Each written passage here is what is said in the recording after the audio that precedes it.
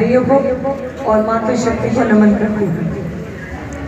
प्रधानमंत्री जी 10 साल से देश के प्रधानमंत्री बने हैं और वो जब से इस देश के सर्वोच्च पद पर बैठे हैं उनकी महिलाओं को लेकर अलग से चिंता रहती है। उनका मानना है कि भारत एक सबसे बड़ा विश्व का देश है जिसकी जनसंख्या 140 करोड़ है, 70 करोड़ महिलाएं हैं। उनका एक नारा है कि माँ बहनों को पीछे छोड़कर भारत आगे बढ़ ही नहीं सकता।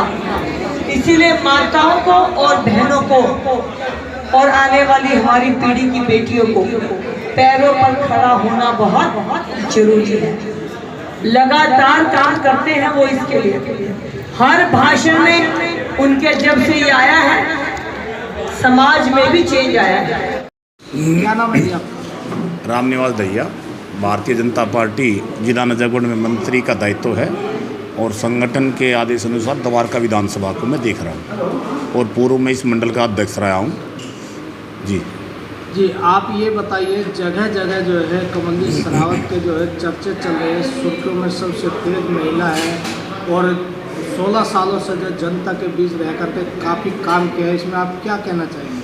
देखिए, बहन जी ने जब 2008 में विधानसभा चुनाव लड़ा था, पहली बार मटियाला विधानसभा चुनाव ही लड़ा था और यहीं से चुनाव लड़ा था। जब से लेकर आज तक बहन जी को अगर किसी ने भी, कोई कार्यकर्ता है या कॉलोनी का कोई भी नागरिक है, उसने किसी भी काम के लिए अगर मैसेज भी कर दिया तो उनका रिप्लाई आया है और उन्होंने समाज का हर काम, चाहे वो जब एमसीडी में महापौर रही तब, निगम पार्षद रही तब, उसने जब महापौर रही हमारे यहाँ नंगली वार्ड हो या कोई सा भी वार्ड हो, विशेष ध्यान पूरे दिल्ली का उन्होंने रखा और बहुत अच्छे अच्छे काम उन्होंने इस अपनी दिल्ली एमसीडी में किए हैं।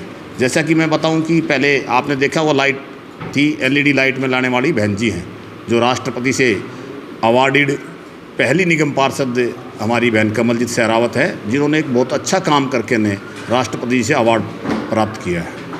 आप ये बताइए, जैसे हमारे पश्चिमी क्षेत्र में काफ़ी देहात के गांव लगे हैं, तो उसमें कमलजीत शेरावत जी को कितना समर्थन मिलेगा? मुझे तो ये लगता है कि देहात की बात मैं ना भी करूं, अगर मैं हर कॉलोनी की, हर वर्ग की, चाहे वो जे कॉलोनी हो, चाहे देहात हो, चाहे अनऑथराइज कॉलोनी हो, चाहे द्वारका हो, चाहे डीडीए की मार्केट हो, चाहे डीडीए की कॉलोनी हो, मुझे तो लगता है एक तरफा चुनाव जो है ना, भारतीय जनता पार्टी नरेंद्र मोदी जी को समर्थन सभी लोग दे रहे हैं और भारी बहुमत से इस पश्चिमी लोकसभा को यहाँ के सभी पश्चिमी लोकसभा के नागरिक जिताएंगे, चाहे वो किसी भी वर्ग का हो। गांव की मैं विशेष चर्चा नहीं करूँगा क्योंकि आपने पूछा। मुझे तो लगता है गांव भी अच्छी मेहनत कर रहे हैं, जे कॉलोनी भी अच्छी मेहनत कर रही है और आप कहीं भी चले जाओ, अनऑथराइज कॉलोनी में भी चले जाओ तो एक बहुत अच्छी मेहनत कर रहे हैं। आप देखेंगे, मैं सारे घूमता हूँ, मैं उसकी द्वारका विधानसभा देख रहा हूँ, जो आम आदमी का जो प्रत्याशी है वहाँ कोई प्रचार नहीं है क्योंकि वो बैठ चुके हैं। उनको लगता है कि घर से बाहर निकलने का कोई फ़ायदा नहीं है।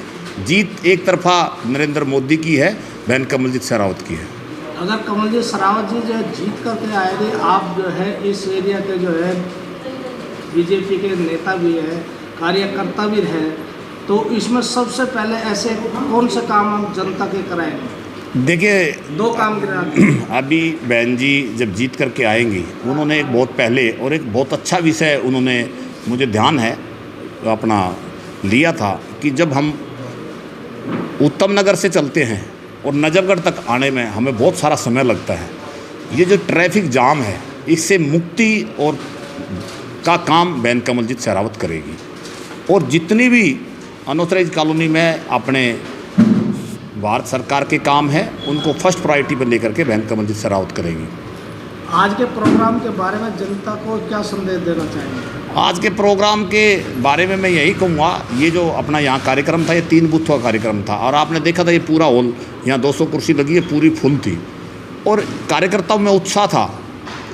कार्यकर्ताओं के साथ साथ जहाँ भी हम गए कि बहन जी आ रही हैं तो पूरा का पूरा परिवार भी आया, छोटा बच्चा भी आया है, 80-80 साल की बुजुर्ग महिला भी आई हैं आशीर्वाद देने के लिए कि जिस मोदी ने राम मंदिर बनाया, जो हमारे आराध्य इतने साल से थे उनका मंदिर बनवाया, जो राम को लाए हैं हम उनको लाएंगे, एक ये भावना हमारे हर एक नागरिक में, हर एक मतदाता में है।